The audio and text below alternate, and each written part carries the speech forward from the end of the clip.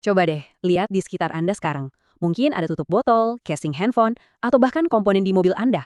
Pernah kepikiran nggak sih gimana caranya benda-benda ini bisa dibuat dengan bentuk yang begitu sempurna, jutaan kali? Hari ini kita akan bongkar rahasia di balik sempurnaan benda-benda plastik yang sering kita anggap remeh. Jadi apa sih rahasianya? Gimana caranya sebuah pabrik bisa nyetak jutaan produk yang identik, presisi, sampai ke detail terkecil tanpa ada satupun yang cacat? Jawabannya, wah, ternyata jauh lebih keren dari yang kita bayangin. Yuk kita cari tahu. Jadi, semua kesempurnaan ini tuh berawal dari satu proses manufaktur modern yang brilian banget, di mana presisi adalah kunci utamanya. Proses ini namanya cetak injeksi, atau kalau bahasa kerennya injection molding. Bayangin aja gini, ada biji-biji plastik, dilelehin, terus ditembakin pakai tekanan super tinggi ke dalam sebuah cetakan. Begitu dingin, cetakannya dibuka dan simsalabim, jadilah produk yang kita mau. Tapi, tunggu dulu, proses nyuntikin plastik cairnya itu sendiri ternyata baru setengah dari cerita loh. Ada satu elemen lain yang jauh lebih penting yang bisa dibilang jadi jantungnya dari semua operasi ini. Yap, bener banget. Rahasia terbesarnya itu ada di cetakannya itu sendiri. Benda inilah sang bintang utama di balik layar. Kualitas dari setiap produk yang keluar dari mesin itu ya 100% bergantung sama sesempurna apa cetakan ini dibuat. Oke, kalau gitu ayo kita bedah lebih dalam lagi komponen super penting ini. Emangnya apa sih yang bikin sebuah cetakan itu ajaib banget sampai bisa ngelahirin jutaan produk yang identik? Ini penting banget ya. Seperti yang ditekankan di sumber kita, cetakan itu segalanya.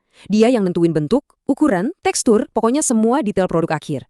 Kalau cetakannya ada cacat sedikit aja, maka semua produk yang dihasilin juga bakal cacat. Nggak ada pengecualian. Biar gampang bayanginnya ya, anggap aja cetakan ini tuh kayak cetakan kue, tapi versi super canggih.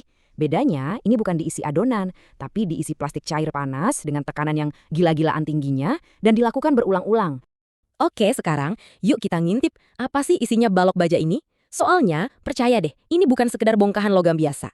Nah, ini dia jeroan dari sebuah cetakan. Dari luar kelihatannya kan kayak balok baja solid aja ya.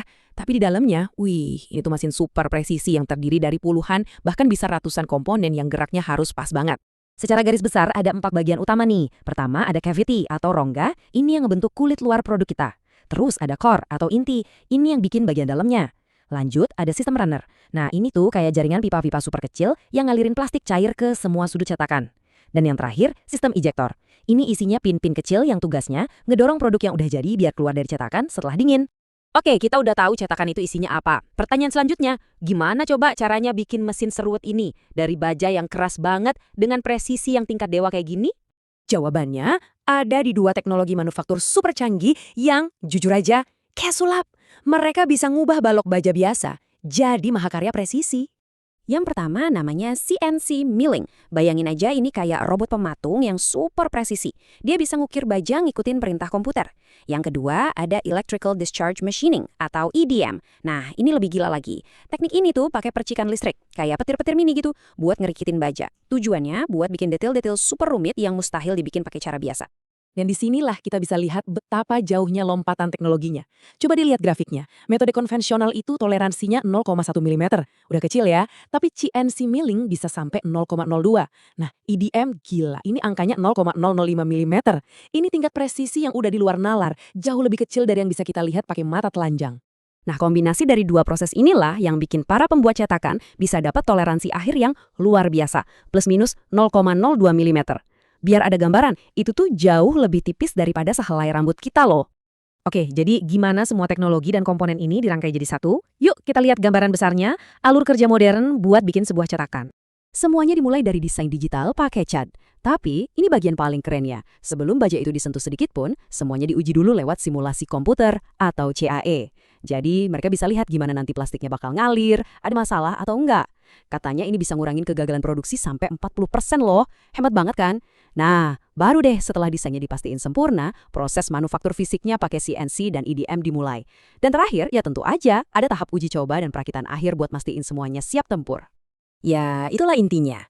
Di balik setiap produk plastik yang kelihatannya simpel dan sempurna, ada proses rekayasa yang panjang, rumit, dan butuh presisi yang luar biasa.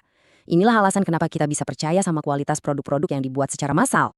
Nah, jadi, lain kali Anda megang benda dari plastik, coba deh ingat-ingat, di baliknya itu ada dunia rekayasa yang keren banget. Ini jadi bikin saya mikir, kira-kira benda sederhana apa lagi ya yang kita pakai sehari-hari yang ternyata nyimpen keajaiban teknologi yang nggak kita sadari? Coba deh pikirin. Sampai ketemu di pembahasan menarik lainnya.